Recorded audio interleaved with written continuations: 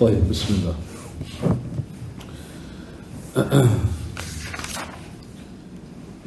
الحمد لله رب العالمين، وصلاة ربي وسلامه ورحمته وبركاته على ذاك النبي الكريم نبينا محمد وعلى آله وصحبه أجمعين. أما بعد.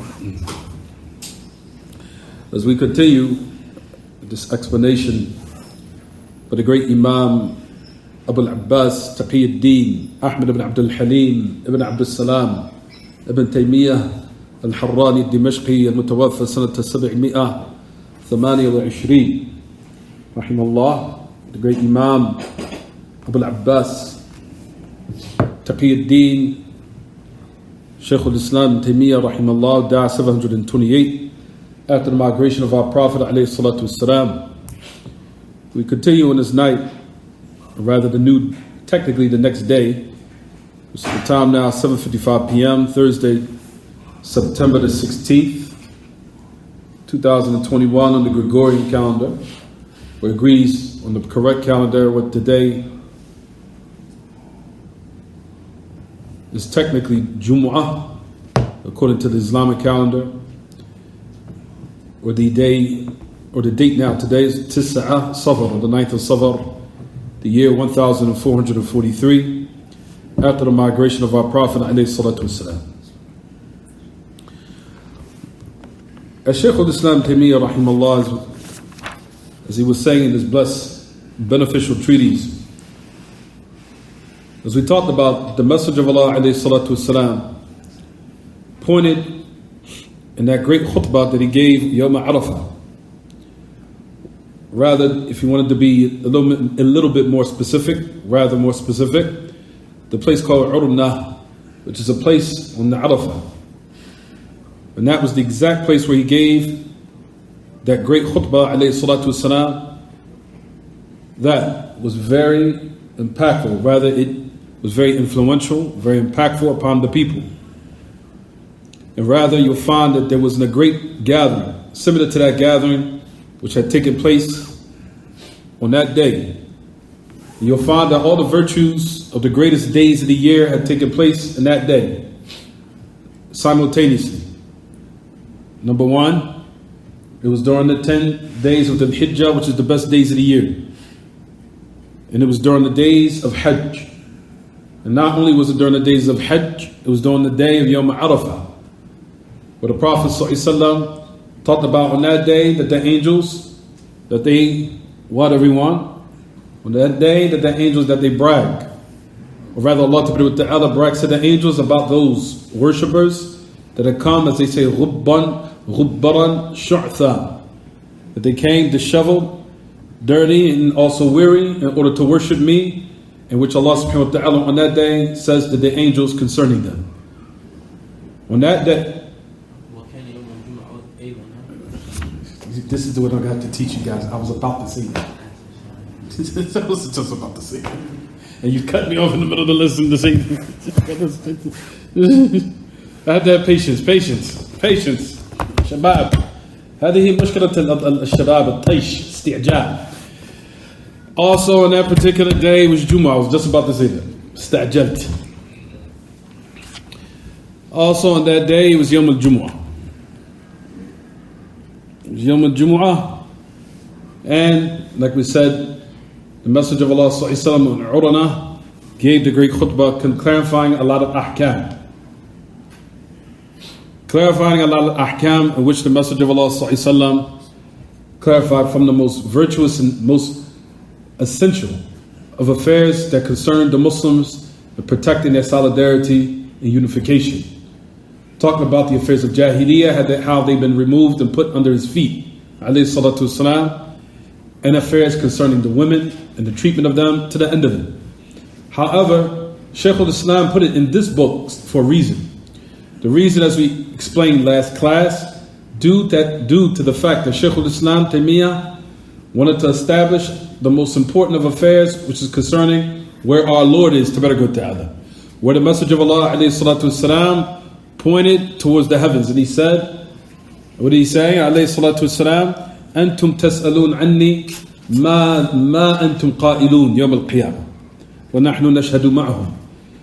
That the Prophet ﷺ, he said, كان قد رفع إصبعه أو أشار بإصبعه إلى السماء قائلا إليهم أنتم مسؤولون عني ما أنتم قائلون نشهد بأنك بلغت ونصحت ونحن نشهد معهم كذلك. That the Prophet ﷺ, he raised his point, or he pointed his إصبعه الشريفة, his blessed finger عليه الصلاة والسلام, to the heavens. And he said, you will be asked, you are responsible about me, meaning you will be asked concerning me. What will you say? He said, we will testify that you delivered the message and you advised. And the message of Allah ﷺ had raised it to the heavens and said, O Allah, bear witness, O Allah, bear witness, O Allah, bear witness. Based upon that hadith, which you'll find that Shaykh al-Islam utilized in order to rebuttal the Asha'ira and their claims that Allah is not above the Arsh, and the ahkam that they make as a result of the one who does point, which is that the person falls into disbelief as a result of pointing towards the heavens if they believe that Allah is above the Arsh. And if you do not believe that, then the person's finger deserves to be cut off, because that's what Shaykh al-Islam said. You'll find that he says at the end of the line where he stopped, if you look at your books, it says, وَلَا أَنَّهُ لَا تَجُوزُ الْإِشَارَةَ الْحِسِّيَّةِ. So it says it clearly. لا تجوز الإشارة الحسية إليه بالأصبع ونحوها. Just similar to that, it is not permissible the intangible or the tangible pointing, meaning towards the heavens. When he said it's not permissible, who is he referring to? He's referring to who, everyone? The Asha'ira. He's referring to the Asha'ira. Because that's their belief, that it's not permissible to point towards the heavens with the belief that Allah is above the Arsh. So that's what we're speaking about here in Islam. So you'll find that Shaykh al-Islam is rebuttaling this claim where he says, you will never find from anywhere from the Salaf. And at the head of the Salaf was the Messenger of Allah alayhi salatu wasalam. You'll never find where he said it's not permissible to point towards the heavens, rather he did it. So based upon that belief, what is their answer in regards to what the Messenger of Allah did? Not only displaying his belief alayhi salatu wasalam, that his Lord being above the heavens, above the throne, but also pointing to put emphasis on it. So if they wanted to deny the narration pertaining to the hadith of Jariyah, these things are very distracting. The hadith of Jariyah, the female concubine, they say that hadith is weak. Okay, which is not. What about the hadith of the Messenger of Allah during the Hajj al-Wada' and the farewell pilgrimage, where the Messenger of Allah alayhi salatu wasalam only made Hajj once, and there was not a gathering similar to that gathering after that year where he alayhi salatu wasalam performed Hajj in. He performed Hajj how many, everyone? One time. The Messenger of Allah only performed Hajj once. That's it. And it was a great Hajj where the Messenger of Allah alayhi salatu wasalam, on that great day, Yawm Arafah, on Yawm al-Jumu'ah, and during the time of Hajj, during the best 10 days of the year, the Messenger of Allah ﷺ pointed with his finger towards the heavens, affirming that Allah Ta'ala is above, and that he asked Allah Ta'ala and made dua to him by saying, O Allah, bear witness, O Allah, bear witness, O Allah, bear witness. They say the hadith that has so-called in their minds has to reach the level of tawatur. With tawatur, if you want the meaning of it, I try to keep everything simple. Now, if you want me to raise the bar, I will. If you want to know that the actual ta'rif of it is like this. Wal-Hafidh al-Hakimi says, يَكُونَ عِنْدَكَ عَدَدُ رُوَاهِ. See if you can write this down fast. It's the reason why I keep now making things simple. But since you guys want it difficult, I give it to you difficult now. يَكُونَ عِنْدَكَ عَدَدُ رُوَاهِ مِمَّا أَحَالَتْ فِي الْعَادَةِ تَوَاطُؤُهُمْ عَلَى الْكَذِبِ وَرَوَوْا عَنْ مِثْلِهِمْ مِنَ الْإِبْتِدَاءِ إِلَى الْإِنْتِهَاءِ وَكَانَ مُسْتَنَدْ انتهائهم الحس. I'll say it one more time. تواتر أن يكون عندك عدد رواه مما أحالت في العادة تواطؤهم على الكذب ورووا عن مثلهم من الابتداء إلى الانتهاء وكان مستند انتهائهم الحس. Now I tried to make it, I'm going to make it simple for you guys. It's just that you have to what? That you have an abundance of narrators that's reached the level to the point where it's impossible that all of them agree upon a lie. Where some abundant narrators. And they have narrated from the beginning, of course, to the end. And what they relied upon was al-hiss, meaning their senses of how they witnessed it, either by hearing it, seeing it, and the likes. طيب. The hadith of Hajjat al-Wada' reached the level of tawatur. However, with the Asha'ira and the Ahbash of today, they believe that the affairs concerning tawatur is qat'iyyat thubut, dhanniyyat dalala. That's another problem. So they say, of course, we only believe and accept the news or the transmissions in regards to Aqidah if it reach only the level of tawatur. طيب, this hadith reached the level of tawatur. So what's your excuse now? Rather, it's reached a level of way beyond tawatur. Hundreds and thousands of Muslims witnessed the message of Allah pointing towards the heavens. What's your answer? Let's go to another hila shaytaniyah. So let's go to another satanic trick by saying what? Oh, it's qat'iyyat thubut. It's definitely been established, but it's dhanniyyat dalala. However, speculative in what it indicates.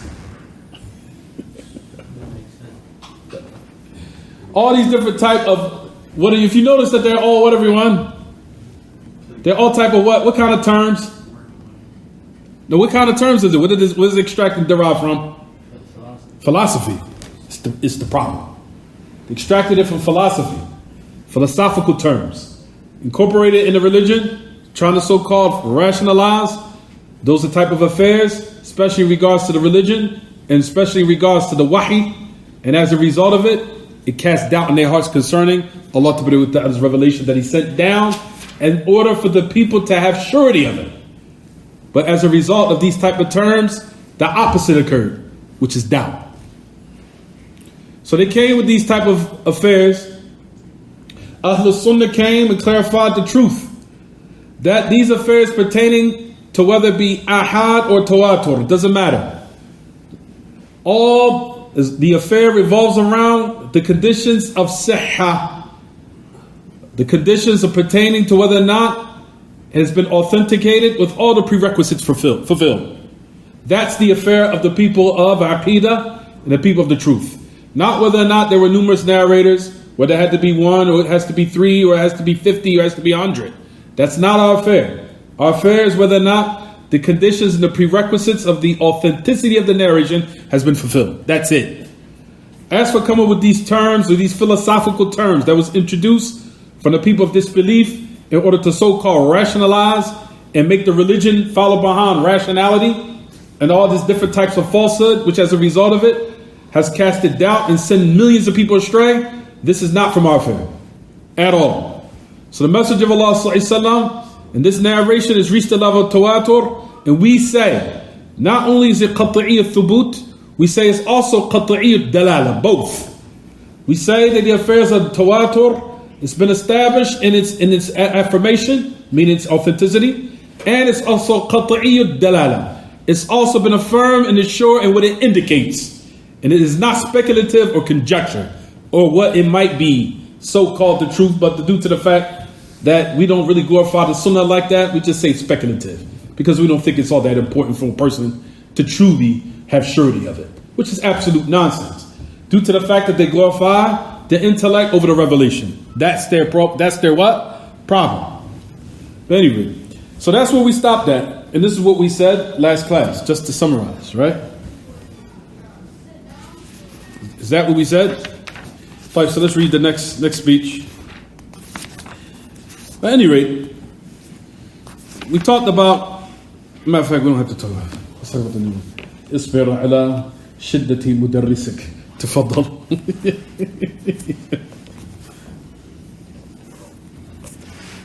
فإن كان الحق فيما يقوله هؤلاء الساربون النافون.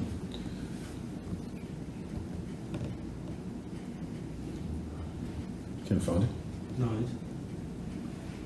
If the truth. And if the truth is what they. There you go. Everybody with me? Everybody there?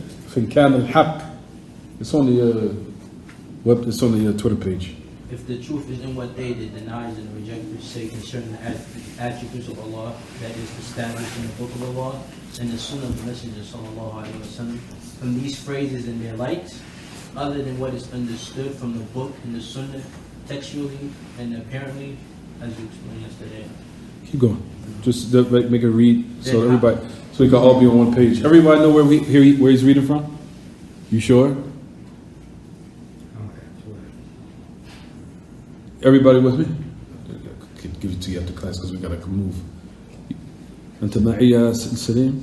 وجدت المكان الذي وقفنا عنده؟ وجدته؟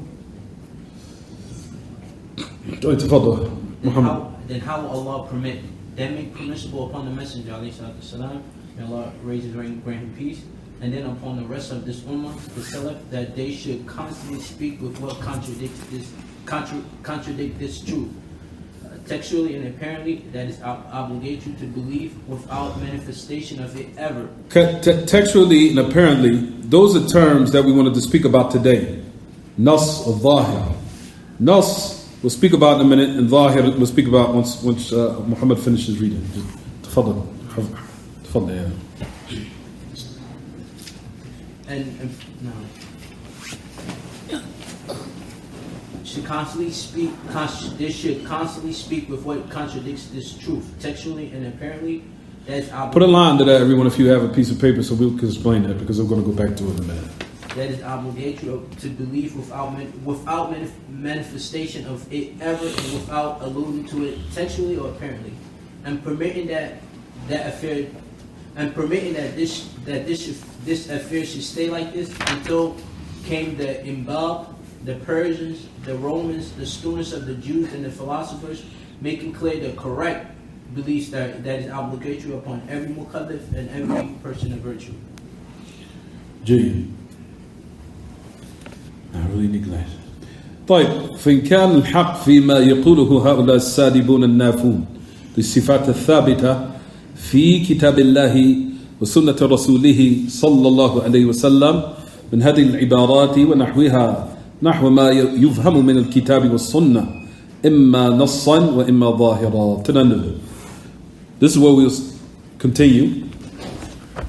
He said the truth is in what these people say, meaning as-salibun. As-salib is someone that removes. As-salib or yaslib. Yaslib means to remove something, to take it away. The word salaba yaslibu. Salab. For here, Shaykh al-Islam is talking about negating, meaning taking away the names and attributes of Allah.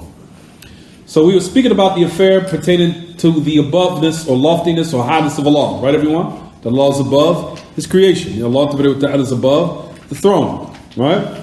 طيب. After him, rahimahullah, Shaykh al-Islam Taymiyyah, he's now speaking about the affairs pertaining to those who negate or remove the name or the attributes of Allah, especially the Asha'ira. As we mentioned last class, the Asha'ira in actuality are who, everyone? We said they're who? They're Kullabiyah. Those who claim that they follow Abul Hasan al-Ash'ari are not upon what he's upon. That's a name that they give themselves, and in actuality, he abandoned that. And he retracted. And he made tawbah to the point it was so clear, he even made it in the khutbah, to the point where he removed his shirt and threw it on the ground. He said that I am free from those affairs and the ideologies, and I throw it and I rip myself of it, just like this shirt of his, when he threw that robe that was on the ground, that garment that was on the ground, to prove that he freed himself for what he was upon of those errors and those great corrupted ideologies and beliefs. However, you'll find that he had two books, because you'll find from the Asha'ira today that they deny. They say that book called Usul al-Diyana, or Al-Ibada fi Usul al-Diyana, where he authored a book refuting his old beliefs. Can you imagine that? Which is to show his ikhlas, his sincerity. Rahimahullah. Abul Hasan al-Ash'ari wrote a book refuting himself, basically, meaning clarifying the errors that he was upon when he was upon the ideologies of the Kullabiyah. He had it in a book called Al-Ibana, of course. So they come now and say that book has been falsely ascribed to him. That's not his book, which is absolute nonsense. And if you did want to say it's not his book, we have another book that he also refuted his old ideologies in, which is called Maqalat al-Islamiyyin. He has a book called Maqalat al-Islamiyyin. So if you want to, then if you say that's been falsely ascribed to him, that book has been what? Affirmed, even though both of them have been affirmed. From the great scholars that have clarified this affair was Shaykh Hamad al-Ansari, rahimahullah. Shaykh Hamad, the great Imam of Medina, who's originally from Mali. Shaykh Hamad, rahimahullah, who they call him Shaykh al-Mashayikh. He was called the Shaykh al-Mashayikh. He was the Shaykh of Shaykh Abdul Muhsin al-Abbad. He was the Shaykh of so many of the ulama. How many can you name? They call him Shaykh al-Mashayikh. At any rate, Shaykh of Shaykh Rabi', I don't have time to go. Anyway, Shaykh Hamad al-Ansari, the great Imam from the Mashayikh of al-Madinah, he actually did an introduction to the book of Abu al-Hasan al-Ash'ari, where he also affirmed its ascription to him. But at any rate, that's the side benefit. Get back to the point at hand. Maqalat al-Islamiyyin also has been affirmed to Abu al-Hasan al-Ash'ari. So we have both those books. You'll also find from those who also affirmed it that the book has been correctly ascribed to Abu al-Hasan al-Ash'ari, meaning both books was al-Imam al-Dhahabi and also al-Bayhaqi, and also Ibn Asakir. You'll find, and you go back to the research, that they also heard the same nonsense that these people say today. They tried to use it back then. And all these Imam who lived, and Imam al-Dhahabi lived about 700 years ago. The same nonsense they use, or the rhetoric they use today to falsely ascribe the book to him, Imam al-Dhahabi also refuted it in another book that he has, which I don't have time to speak about because we got lots of affairs to discuss. But at any rate, if one of those people from the Asha'ira tried to now say, oh, that book has been falsely ascribed, fine. So Imam al-Dhahabi lied, Ibn Asakir lied, Imam al-Bayhaqi lied, because all of them say that book has been affirmed to him, because they know if those books have been accurately ascribed to Abu al-Hasan al-Ash'ari, it removes the nonsense they believe. Because that's their Imam, that's the one that made the whole belief. So if he doesn't believe it, it destroys and renders their belief what? Baseless. If the leader of the one who actually what? Founded it doesn't believe in it, that nullifies their belief. Done.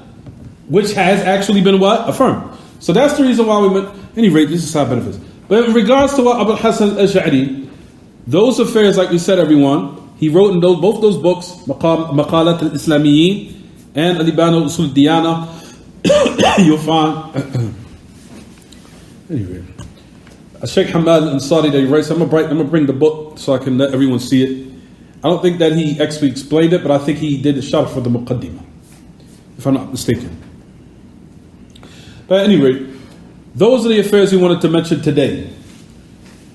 However, in what we're mentioning now, that the Asha'ira of today are actually what, everyone? Kullabiyah. They're Kullabiyah. Follower of who? Muhammad ibn Kullab. Follower of who again? Muhammad ibn Kullab. Kullab bilba. Kullab. Muhammad ibn Kullab. They are the followers of the Asha'ira of today. And they're not upon what Abu al-Hasan was upon, or when he left off those affairs and those errors that he was upon, rahimahullah. But you'll find that here in this book, why Shaykh al-Islam is speaking about the Asha'ira being salibun or nafun. The word salib meaning negators, people who take away or remove. Nafi means someone who negates, which is basically the same thing. So he says salibun and nafun. Salibun, those who remove. Nafun, those who negate. How the Asha'ira negate? We said it clearly yesterday. You have the Asha'ira that they fall into all three affairs. You'll find that they fall into being muthbita. They do affirm some attributes. And they fall into also what? Ta'wil, mu'awwila. And they also fall into what? Nufa, meaning those who negate. What is Shaykh al-Islam speaking about in regards to them falling into negation? pertaining to what characteristic, everyone? The ulu of Allah. The aboveness or the loftiness or highness of Allah Ta'ala over the arsh. They negate that, frankly. They'll tell you to your face, belief that Allah is above the heavens is kufr. They'll tell you, say it frankly. Kufr. As they say in their book, entitled, as we say yesterday, what everyone? As-Sanusiyyah. Bahu Muhammad Yusuf As-Sanusi Al-Husayni, who wrote the book As-Sanusiyyah, which is Kitab Muqaddasa Inda Al-Asha'ira, as we said. It's a glorified book with the Asha'ira, as we said. And also the Hashiyah, the explanation of it, it was called Hashiyat al-Bayjuri, Ala Matan al-Sanusiyyah. That's also from those books that are also so-called consecrated and honored with the Asha'ira. That's what we mentioned in last class. We mentioned that last class? We did? There's another book that they also consider from their references, which is called Jawharat al-Tawheed, which is another book of misguidance that is also respected and honored with the Asha'ira. Those are the books that we spoke about last class. But Shaykh al-Islam here, because we want to keep the focus on what we're speaking about here, he said, Salibun al-Nafun lis-sifat al-Thabita. The Asha'ira negate the ulu of Allah. They're frank. They also fall into ta'wils. We'll talk about that. It's going to come. But we also know those before them also negate. The Jahmiyyah, I think, is clear that they negate. The Mu'tazila is clear that they negate. Shaykh al-Islam, if you've noticed throughout these pages, he's been making his primary focus on what, everyone? Clarifying the errors of who? The Asha'ira. Why? Because they were the most dangerous upon the Muslims. At that time, it's still to this day, same thing. Why? Because they were the closest of what resembles the people of the truth in regards to certain affairs. That's the reason why Shaykh al-Islam took the time to clarify their errors. Due to the fact that they were most dangerous, because they resembled the people of the truth so much that the people started thinking that they were the people of what? That they were the people of what? The people of the truth. So that's the reason why you'll find not only Shaykh al-Islam in these lines, here in Hamawiyyah, in Fatwa al-Hamawiyyah al-Kubra, clarifying their mistakes. He also has a whole encyclopedia on clarifying their mistakes entitled Dar Ta'arud al-Aql wal-Naql. Dar Ta'arud al-Aql wal-Naql. There's a book entitled Dar Ta'arud al-Aql wal-Naql. He says, removing the claim that the mind came to oppose the revelation. Just the book in itself is like, woo. He says, removing the notion, Dar Ta'arud, removing the notion that the aql came to oppose the naql. That the intellect came to oppose the revelation. He clarified in the book in order to show that the human mind was actually created and ready for submitting to the revelation. And that the human mind was only used in order to understand affairs, but it had to be in accordance to what, everyone? To what the revelation dictated. Not the opposite. Not to what the mind dictates over the revelation, but what the revelation dictates over the what? Over the mind. And he clarified that in his book, how the human being was created for this affair. As you'll find that the human being was created to be submissive to his Lord, to be submissive to revelation, to be submissive to proper guidance that Allah reveals. And he brings that in the book of why, clarifying it. At any rate, you'll find if you go back to the book, he says, في كتاب الله وسنة رسوله من هذه العبارات ونحوها دون ما يفهم من الكتاب والسنة إما نصا وإما ظاهرا. He says, what of these statements? No, let's go back. I'm sorry, Muhammad. What you put in your book? I'm sorry.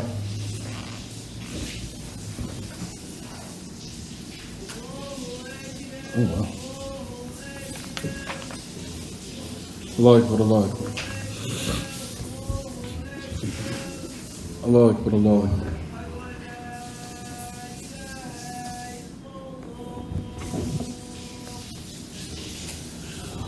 Shalla la ilaha illallah.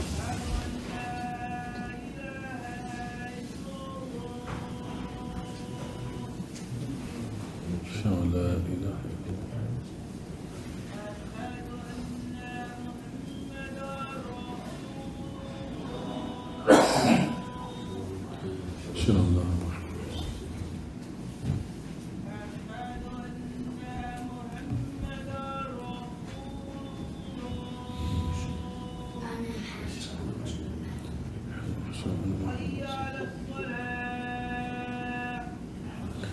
حول ولا قوة إلا بالله.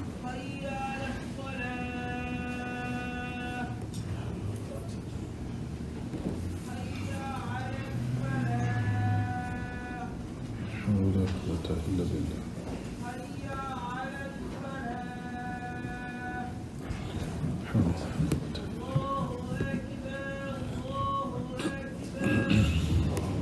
الله أكبر الله أكبر.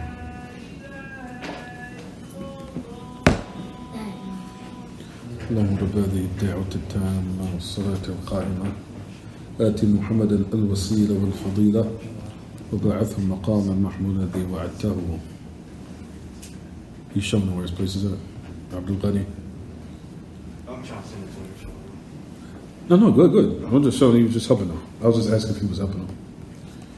طيب العبارات الشيخ الإسلام goes on to say, that's the reason why I had the light on, that from the Salaf of those who affirm the attributes of Allah Ta'ala, and which is also what we already mentioned previously, such as you'll find that the statements of falsehood, that minhaj al-salaf is aslam, that the minhaj al-salaf is what? Is aslam, meaning it's more secure. And madhab al-khalaf is a'lam wa ahkam, that the way of the khalaf of the later generation, or the scholars who came later, they're more knowledgeable and it's more ahkam. That's more what? It's more precise. And all the other statements that they bring, as we said, are all statements of falsehood. Because the way of the salaf is all three characteristics. Aslam, a'lam, ahkam. That's what we say about the salaf. The way of the salaf is more secure, more knowledgeable, and more precise. They have all those characteristics. And you cannot make this statement, as we already talked about that. We already talked about that from a couple of chapters ago. So those are from the statements of falsehood, in which we spoke about maybe a month ago. You'll find from what Shaykh al-Islam goes on to say, these are the type of statements that were made, that we already clarified its error and how they are greatly mistaken. He said there's nothing from you'll find of the negation of which they fell into, especially of Allah being above the heavens, and from the other attributes that have been negated and been removed from Allah, as they take away from Him subhanahu these names and the attributes that have been affirmed for Him. He said, you'll never find nothing or any understanding. If you look in the narration, what does it say? Or if you look in the statement of Shaykh al-Islam, what does he say, everyone? You'll even find what is understood from the Kitab and Sunnah. Not just the text. So not just a verse, not just a narration, but nor even anything which is understood. Not from something that's nas or something that's zahir. So let's take the time out to say and explain what that means.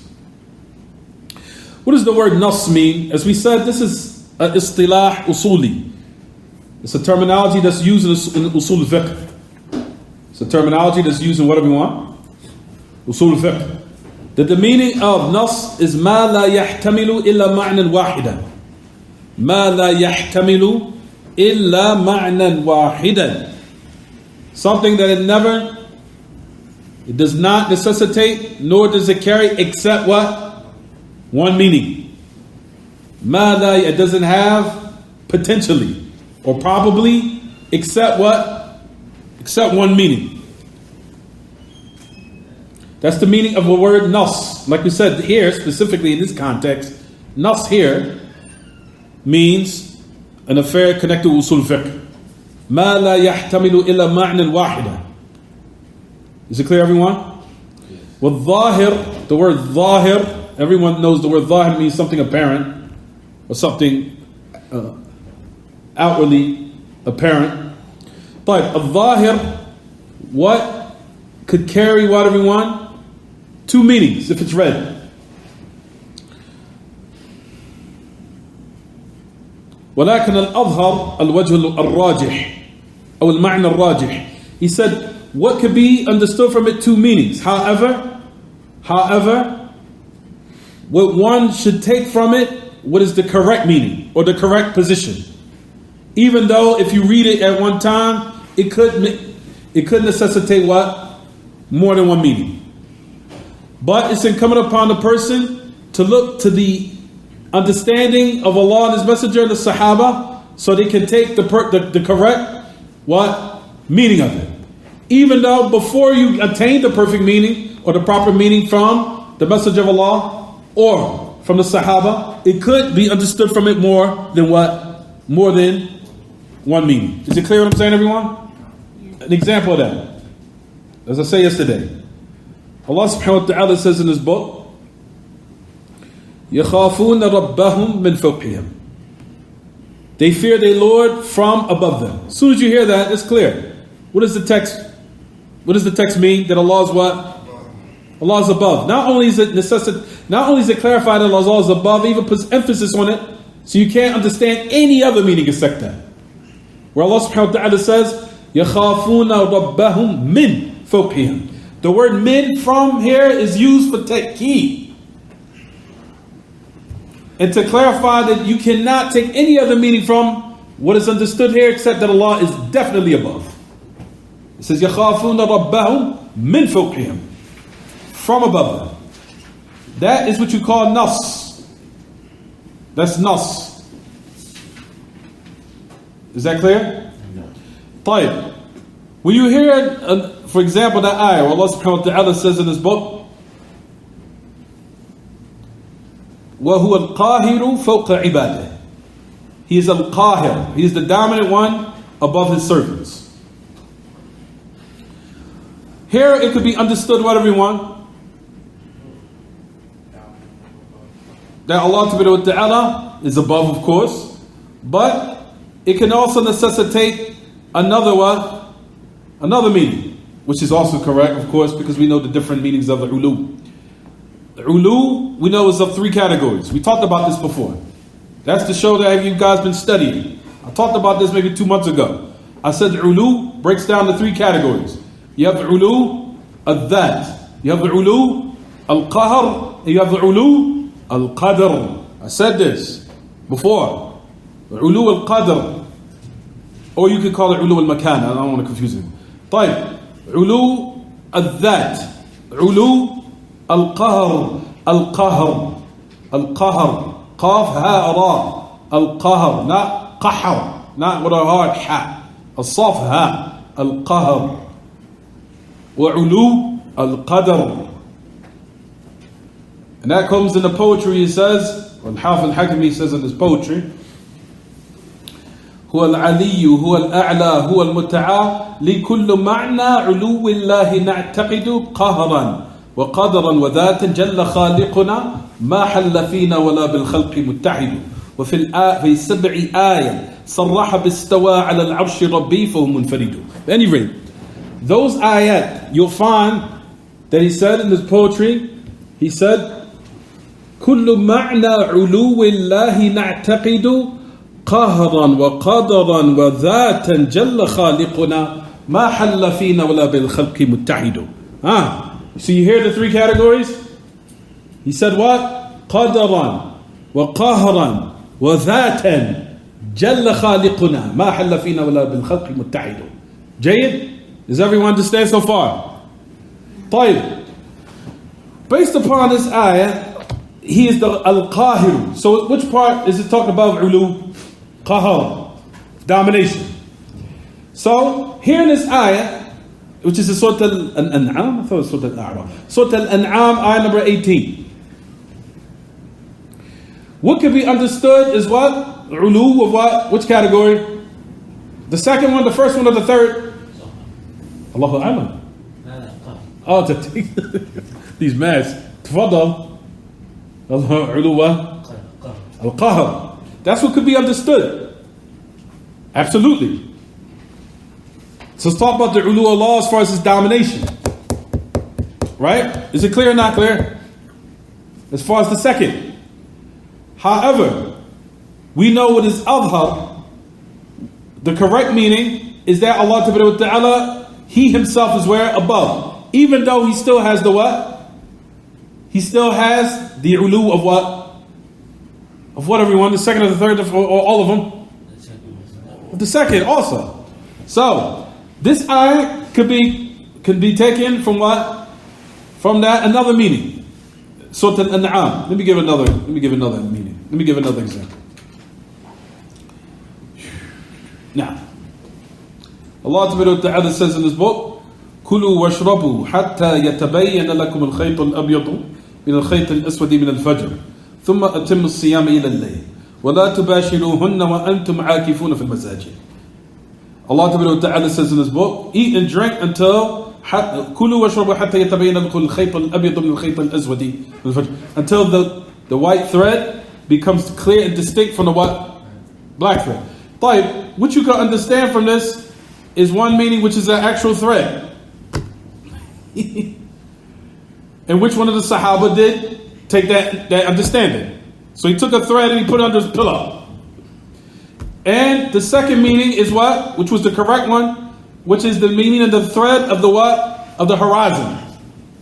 Of the horizon. Right, everyone? However, the issue was what? The meaning.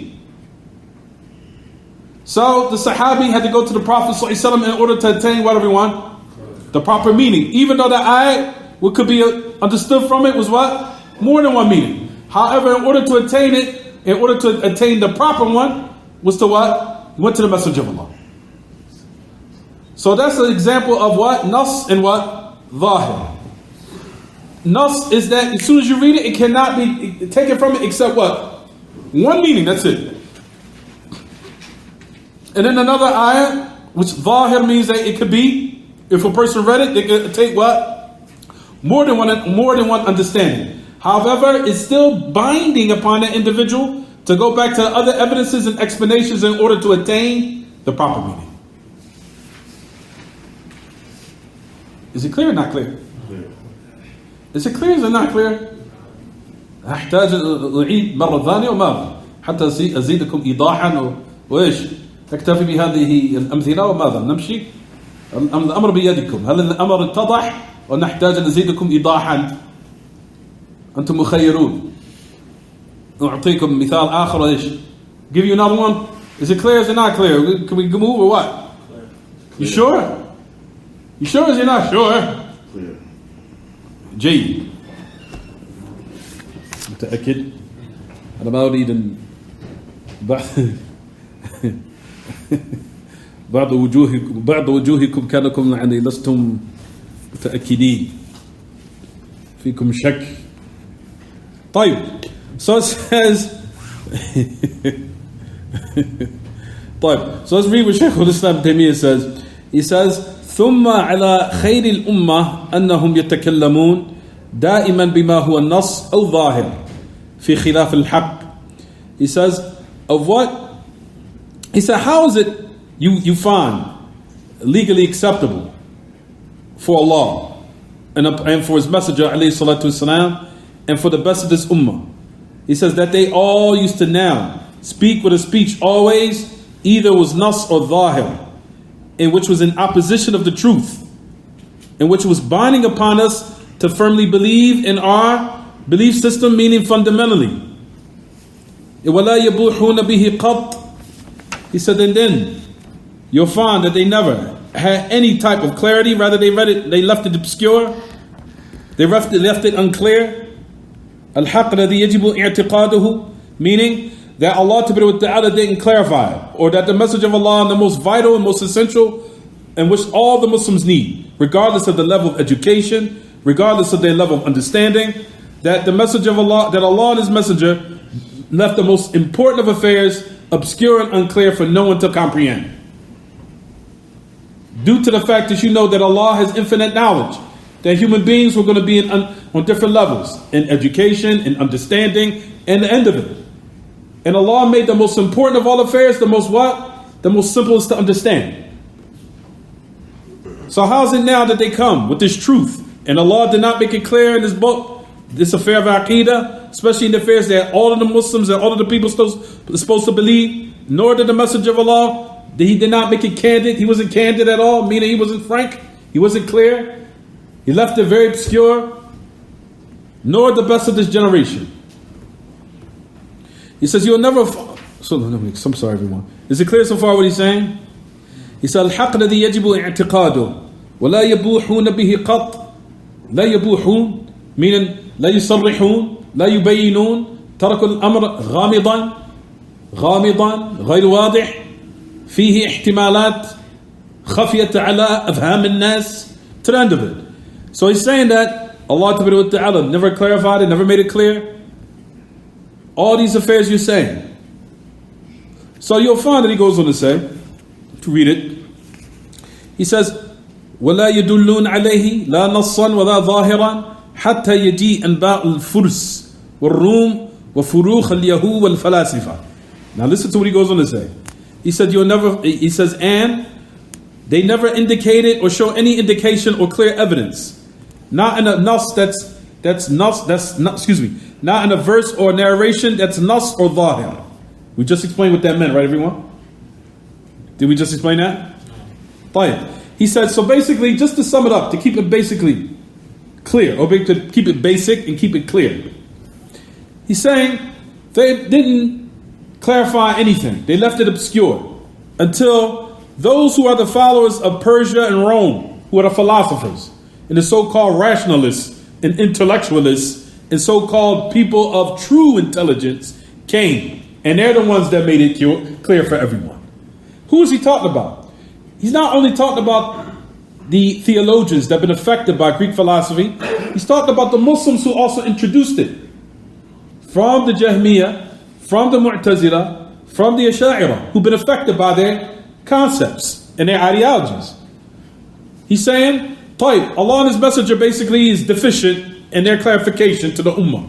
Until these people came, the rationalists and intellectualists and so-called people of great intelligence and philosophy, and made that affair clear for the people. So that's what he's clarifying here. Is it clear what I'm saying, everyone? So you'll find that Shaykh al-Islam is saying, these people who are upon deviation and their belief, you see how they discredit and they accuse their Lord of deficiencies, not even realizing it. How you say that you glorify Allah and you say that these affairs, you come with these matters that Allah subhanahu wa ta'ala never revealed to His Messenger alayhi salatu wasalam, and at the same time saying that Allah did not make it clear, or that Allah subhanahu wa ta'ala revealed ayats that carry corrupt meanings in it and ideologies that are false and that do not agree with the so-called rationality of the mind. That's basically what they're saying. What's the example of that? The example is that in the poetry that we said from the Matan al-Sunusiyyah. What did we say that the poetry said? فَأَيُّ نَصٍ أَوْهَمَ تَشْبِيهًا أَوْوِلْهُ أَوْ فَوِّضْهُ وَرُمْ تَنْزِيهًا. Listen to the poetry. He said, فَأَيُّ نَصٍ أَوْهَمَ تَشْبِيهًا أَعُوذُ بِاللَّهِ. Any text or verse in the book of Allah, if it insinuates resemblance of Allah's creation. Yahi. So basically you're saying there is a verse in the book of Allah Ta'ala that insinuates a false meaning. There's no ayat or verse in the book of Allah Ta'ala that insinuates a false meaning. There isn't any.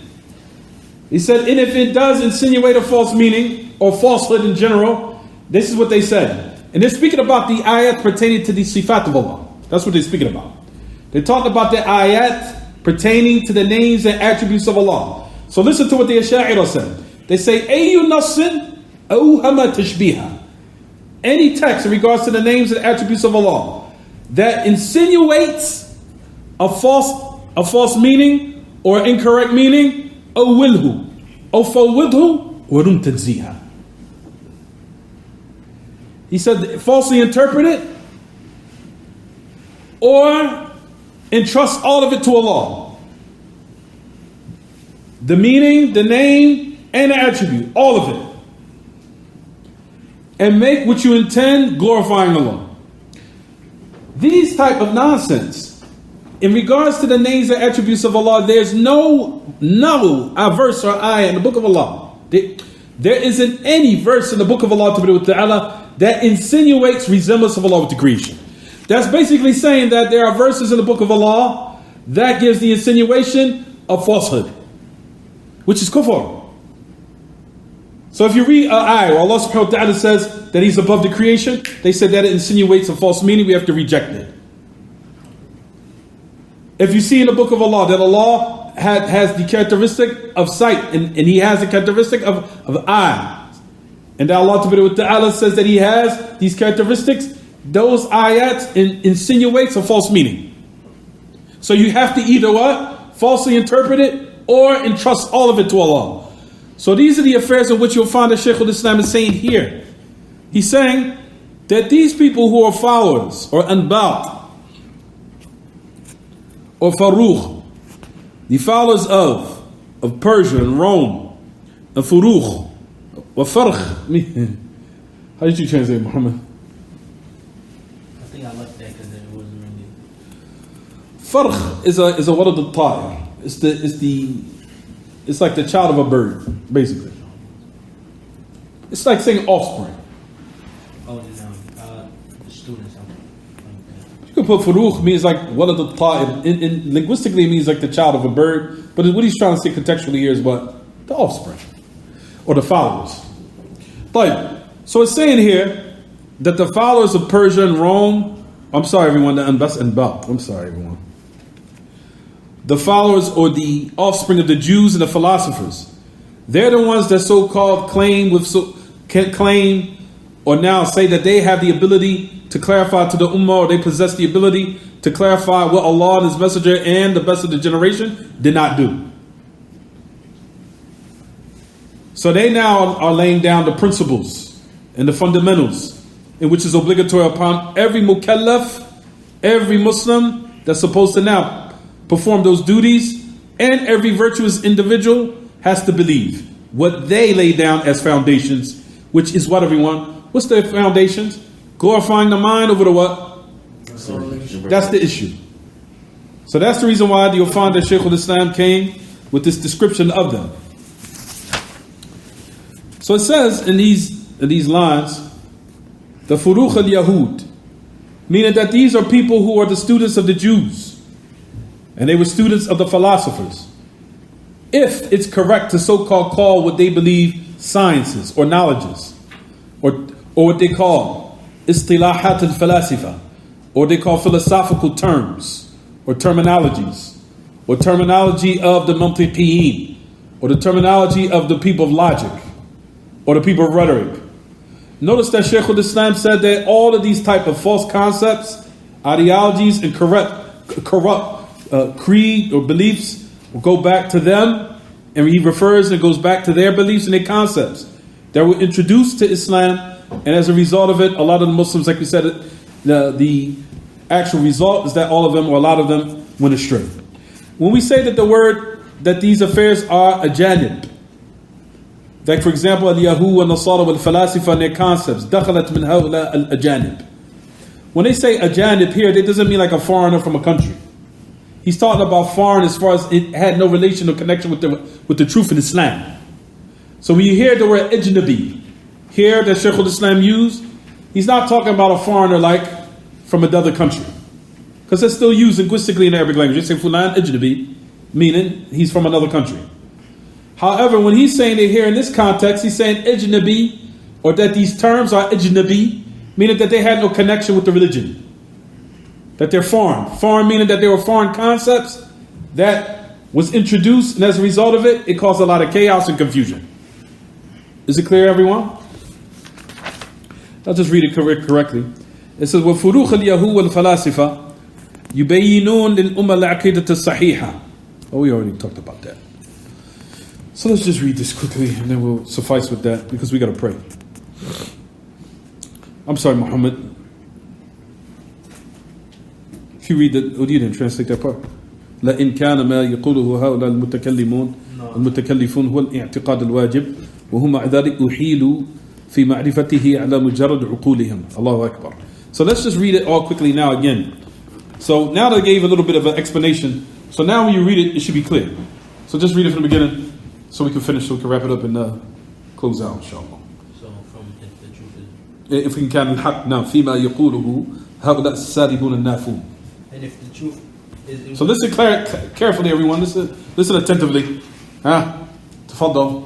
If the truth is in what the rejectors and deniers say. Who are the rejectors and the deniers? We can say Jahmiyyah, Mu'tazila. However, he's speaking about who? He's talking about the Ash'ari. What do they negate, everyone? The ulu of Allah.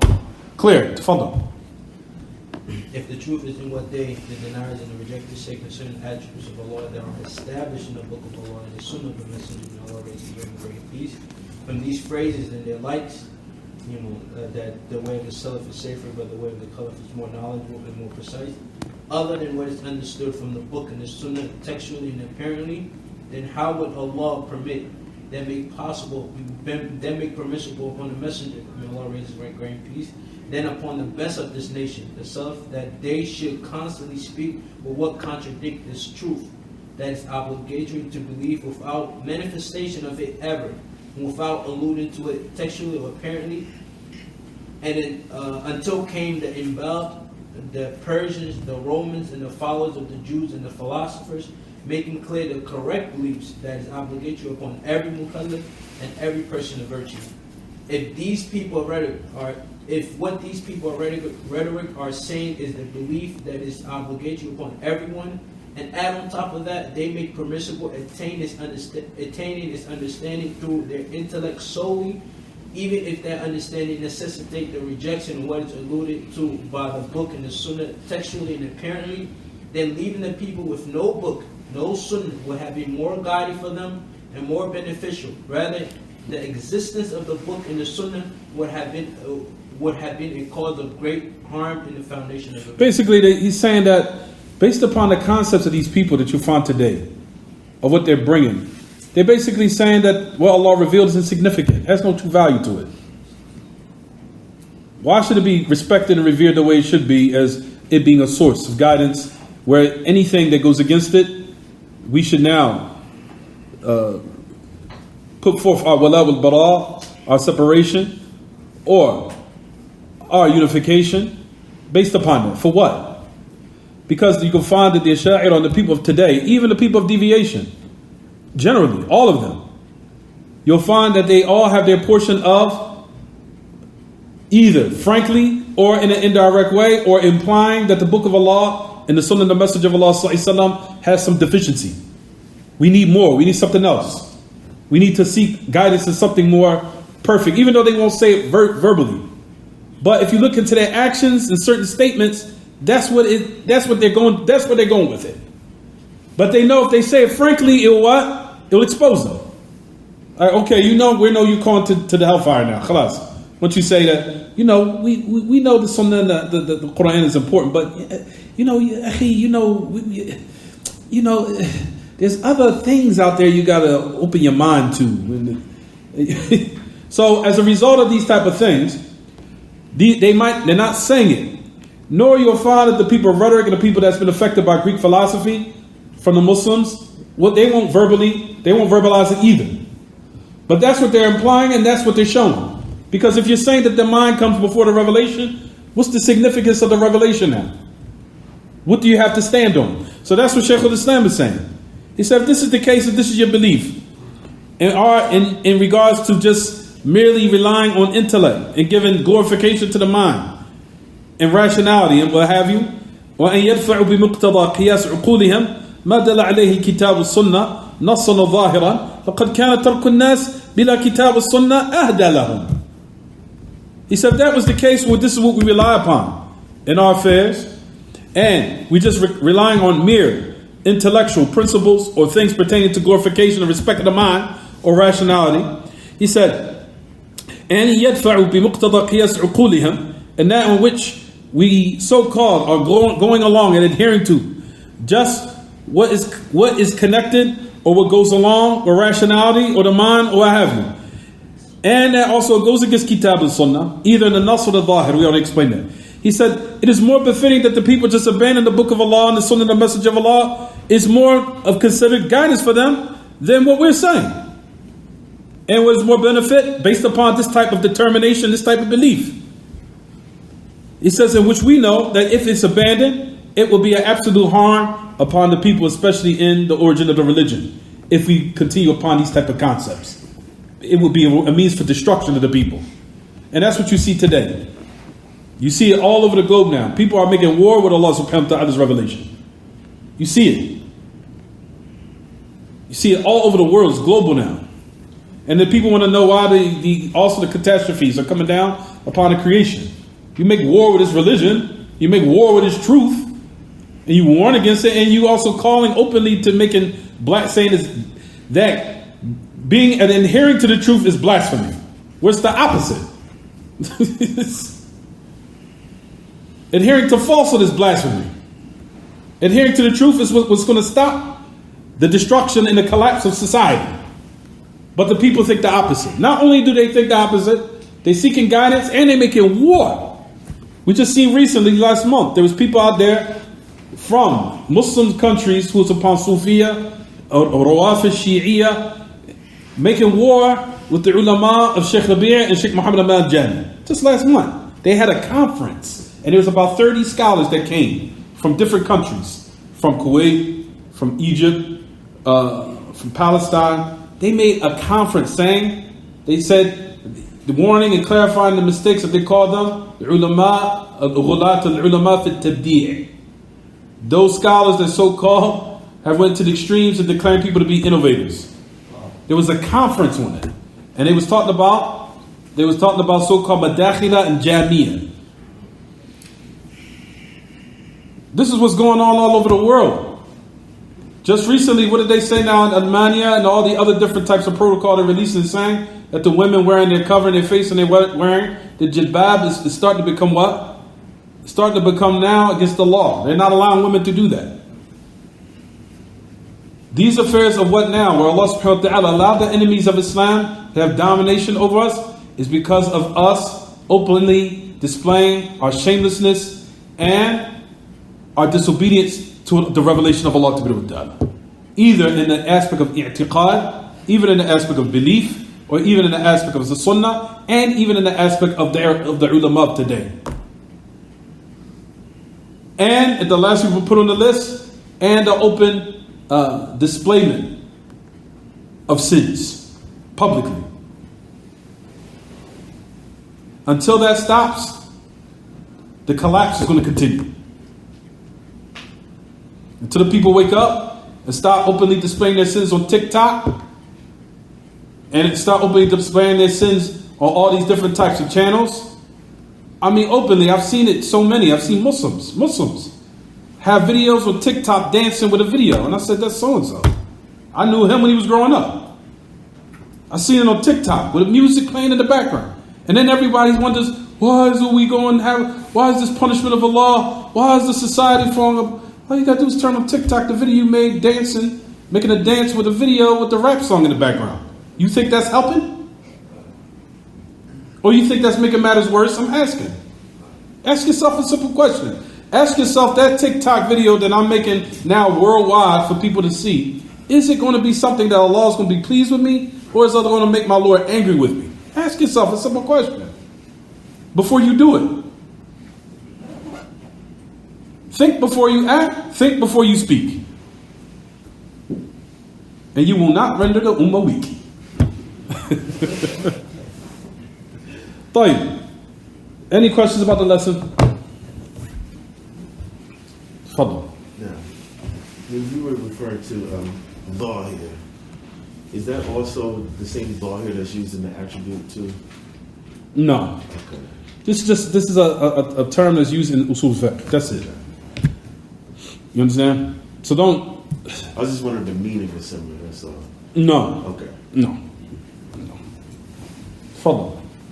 Zahir, from the linguistic meaning, yeah, but that's. I just want you to don't lose the meaning. Fadl. Could you clarify the two categories of ulu again?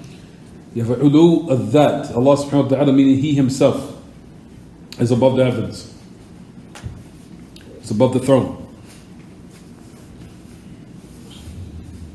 Then you have ulu al-qahr, the highness or the loftiness of Allah's qahr, domination. I don't know how you want to translate qahr. I think qahr means like to dominate, to be dominant. Qahr. And the third is ulu al-qadr. Al-ulu al-qadr, meaning the high status of the loftiness of Allah subhanahu wa ta'ala's status.